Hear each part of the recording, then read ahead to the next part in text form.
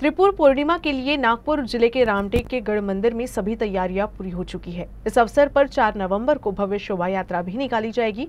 कार्तिक माह के अवसर पर शुरू विशेष काकड़ आरती में सांसद श्याम कुमार बर्वे और पूर्व वित्त मंत्री राजेंद्र मूलक भी शामिल हुए। रामटेक गढ़ मंदिर में त्रिपुर पूर्णिमा को लेकर 3 दिवसीय महापर्व 4 नवंबर को शोभा यात्रा के साथ शुरू हो रहा है, जबकि 5 नवंबर को रात 12 बजे मंदिर के मुख्य पुजारी के हस्ते त्रिपुर का दहन किया जाएगा।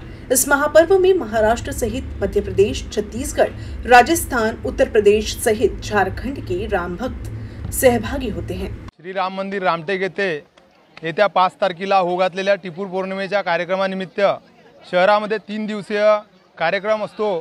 त्या कार्यक्रमामध्ये येत्या 4 तारखेला रामटेकची ऐतिहासिक शोभायात्रा, तसेच 5 तारखेला सायंकाळी श्री रामरथ यात्रा व रात्री श्री राम मंदिर रामटेक येथे त्रिपुर पौर्णिमेचा कार्यक्रम संपन्न होतो।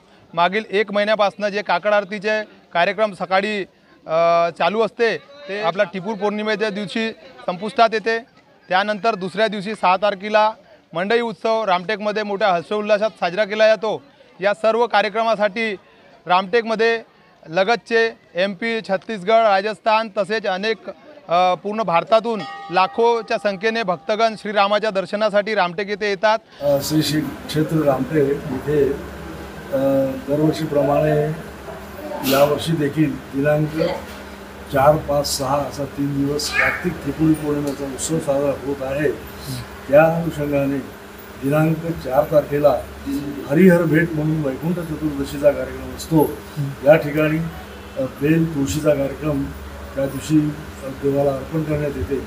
त्यानंतर रात्री 12 वाजता अभिषेक पूजा करून तो कार्यक्रम होत असतो। त्यानंतर दिनांक 5 नोव्हेंबर 2025ला रात्री 12 वाजता त्रिपुरी पौर्णिमेचं आयोजन होते।